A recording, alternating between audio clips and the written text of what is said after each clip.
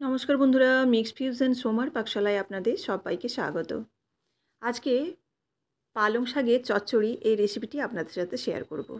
আগে আমি পালং, আলু, বেগুন বড়ি দিয়ে ঘন্ট এই রেসিপিটি দেখিয়েছি।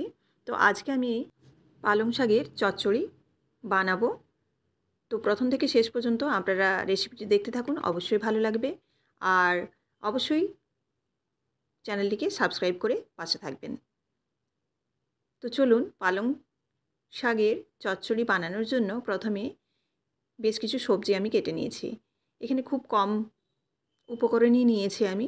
বেগুন নিয়েছি ডুমো করে কেটে, আলু নিয়েছি ডুমো করে, পালং শাকটা একটু ভাপিয়ে নিয়েছি, আর নিয়েছি টমেটো।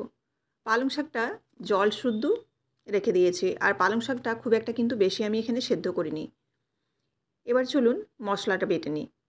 মশলার জন্য এখানে সর্ষে নিচ্ছি, আর সঙ্গে দিয়ে দেবো কয়েকটা কাঁচা লঙ্কা। ঝালের জন্য যে যেরকম খাবেন সেরকম পরিমাণে কাঁচা লঙ্কা দিতে হবে। আর একটু লবণ দিয়ে দিলাম যাতে সর্ষেটা তেতো না হয়ে যায়।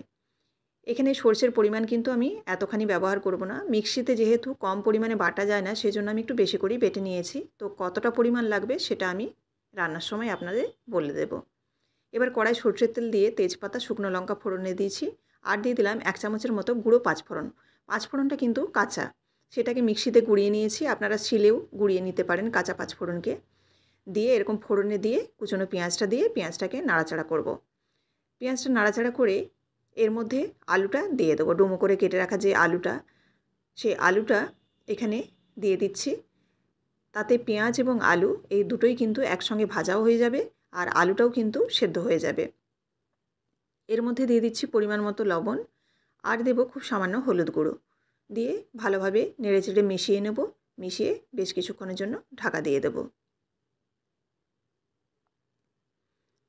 এবার এখানে খুব লো ফ্লেমে রান্নাটা হবে, সেই জন্য আমি কিছুক্ষণের জন্য ঢেকে দিয়েছিলাম। এতে আলুটা কিন্তু একটু সেদ্ধ হয়ে গেছে, আর পেঁয়াজটাও ভাজা হয়ে গেছে। এবার দিয়ে দিচ্ছি কুচনো টমেটো, আর দিয়ে দিচ্ছি এখানে ডুমো করে কেটে রাখা বেগুন। টমেটোটা এখানে আমি 4 ভাগ করে নিয়েছি, খুব একটা কুচি করিনি, একটু ডুমো ডুমো করেই কেটেছি। এবার নাড়াচাড়া করে আরও একবার ঢাকা দিয়ে দেবো, যাতে বেগুনটা আর টমেটোটা একটু হালকা মজে যায়। ভালোভাবে নাড়াচাড়া করে নিলাম ঢাকা খুলে। এবার দেখুন হাফ প্রায় সেদ্ধ হয়ে গেছে সবজিগুলো। এবার এর মধ্যে দিয়ে দিচ্ছি জিরে গুঁড়ো, আর দিয়ে দিচ্ছি ধনে গুঁড়ো। আর এখানে আমি ব্যবহার করব ঝালের জন্য খুব সামান্য লঙ্কা গুঁড়ো। যদিও সর্ষের সাথে লঙ্কা দেয়া আছে, তবুও আমি এখানে খুব সামান্য লঙ্কা গুঁড়ো ব্যবহার করলাম ঝালের জন্য। এবার ভালোভাবে এই মশলাগুলোকে কষাতে হবে। তার জন্য আমি একটু দিয়ে দিচ্ছি খুব সামান্য জল। জলটা দিয়ে নাড়াচাড়া করে ধনে জিরেটাকে কষিয়ে নেব। ভালোভাবে নাড়াচাড়া করে মিশিয়ে নিলাম। মিশিয়ে এবার ঢাকা দিয়ে দেব। ঢাকা দিয়ে 1 থেকে 2 মিনিটের মতো রাখবো। নেড়েচেড়ে আবারও এরকম 1 থেকে 2 বারের মতো লো ফ্লেমে ঢাকা দিয়ে দেবো। দিয়ে আলু এবং বেগুনটা হালকা সেদ্ধ করে নেব। এবার দেখুন আমি দিয়ে দিচ্ছি এখানে সর্ষে বাটা। সর্ষে কাঁচা লঙ্কা যে বেটেছিলাম, এটা কিন্তু খুব একটা বেশি পরিমাণে দেব না, খুব সামান্যই দিচ্ছি এখানে।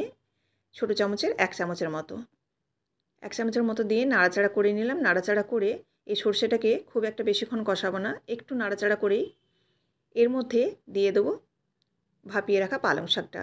আপনারা কাঁচা পালং শাকও ব্যবহার করতে পারেন, সেক্ষেত্রে কিন্তু একটু আগে পালং শাকটা দিয়ে দেবেন। এখানে আমি আর কোনো রকম জল ব্যবহার করব না। পালং শাক সেদ্ধর সময় আমি জলটা রেখে দিয়েছিলাম, পালং শাক সেদ্ধর জল যে, সেটা কিন্তু ফেলিনি। সেই জলেই কিন্তু এই রান্নাটা পুরোপুরি সেদ্ধ হয়ে যাবে।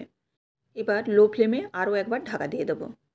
ঢাকা দিয়ে আরও 2-3 মিনিট রেখে দিতে হবে, আর এরকম নাড়াচাড়া করে আলুটাকে খুব ভালোভাবে কিন্তু সেদ্ধ করে নিতে হবে।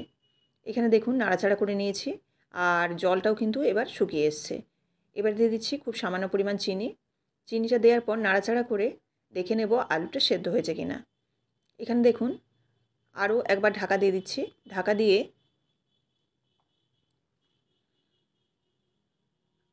জলটাও অনেকটা শুকিয়ে এসছে, আর আলুটাও দেখুন সেদ্ধ হয়ে গেছে। এভাবে কিন্তু 2-3 বার ঢাকা দিয়ে দিতে হবে। ঢাকা দিয়ে দিয়ে এরকম আলুটাকে সেদ্ধ করে নিতে হবে, আর জলটাও কিন্তু শুকিয়ে নিতে হবে। আর পুরোটাই আপনারা লো ফ্লেমে করবেন, তাতে কিন্তু তরকারিটা খেতে স্বাদ ভালো হবে। ব্যাস, এবার উপর থেকে বড়ি ভাজা আপনারা ছড়িয়ে দিতে পারেন। আমি এখানে আর কোনো রকম বড়ি ব্যবহার করছি না, তবে আপনারা চাইলে বড়িকে ভেজে একটু গুঁড়ো করে দেবেন, তাতে কিন্তু খেতে অসাধারণ হবে। এবার একটা সার্ভিং প্লেটের মধ্যে আমি নামিয়ে নিচ্ছি। এই রেসিপিটি আপনারা প্রথম থেকে শেষ পর্যন্ত দেখলেন। আপনাদের কেমন লাগলো অবশ্যই আমাকে কমেন্ট করে জানাবেন। ভালো লাগলে অবশ্যই একটা লাইক করবেন। আর যাতে আমার আরও অন্যান্য বন্ধুরা দেখতে পায় সেজন্য কিন্তু অবশ্যই শেয়ার করে দেবেন।